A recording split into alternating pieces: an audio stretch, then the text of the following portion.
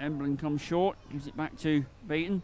Beaton does well to get inside one challenge, gets his ball across, it's there, and there's goal!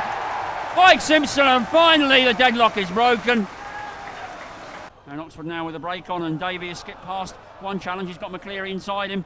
And here's the new man, Dwayne Strong, with a chance, and excellent save by Martin Taylor to prevent Oxford getting a possibly deserved equaliser. Strong it was, who's not been on the field more than about 5 minutes, who broke into the box, and his left-footed shot seemed destined for the Wycombe net, but Taylor did well to stick out a hand and get the clearance. But the Oxford team are now celebrating, having got an equaliser from that corner. Referred to earlier when we were at Notts County, I think, and the draw came out, we got Oxford City in the first round at home. Yeah, and at the time we thought that's an easy draw. We win that game, get on to the next round. Like, as I say, things don't happen like that in football. And it was we ended up playing them 3 times. You know, we were leading again with about 3 minutes to go here at home. We hadn't played particularly well, but we were leading. You think, well, that's the job done, and then we concede a goal from a corner. So that goes to a replay. And you think, well, we got a replay.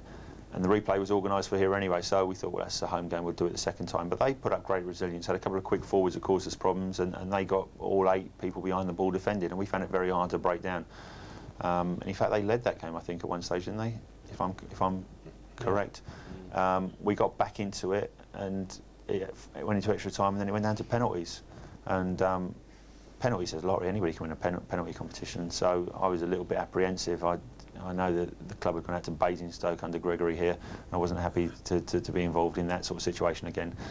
So we're all lined up for penalties, and then the fire alarm goes off and chaos breaks out, and the game's abandoned and the tie's abandoned, and there's lots of repercussions from that. You know, they weren't very happy, as I can well imagine. If I was a non-league club in that situation, I wouldn't have been very happy that they think they got a more than even chance in the penalty shootout, and all of a sudden that's taken away from them. There was a fire. I mean, the transformers had overheated, and there was a danger to the public. And calling the game off, abandoning the game, was the only thing that the fire officer and the referee could do.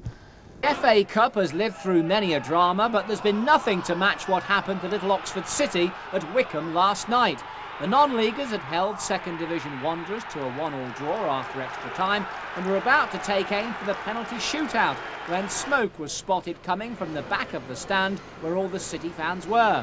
Wycombe's safety officer then decided to abandon the game when the fire alarm in the main stand sounded.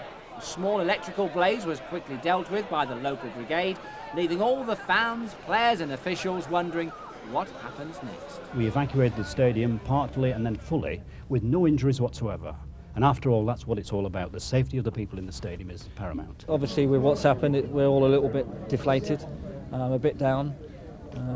But I suppose the bottom line is if there's people's lives at risk, then they had no alternative but to call the game off. We thought we'd been robbed, really. We thought we'd done enough, really, to at least have a go at penalties and that. But robbed. The FA have now got to decide where, when or if the first round replay will be replayed. There's one wild suggestion doing the rounds about the 2 teams facing each other for just a penalty shootout. Both clubs, though, are pushing for another game. Oxford United have offered the Manor Ground as a neutral venue, but City, who gave up home advantage for the first replay, want to bring the match back to their very own Court Place farm. We then had to replay the game, and we won finally over at Oxford United, 1-0. But then we had to go and play Wigan at home on the Saturday.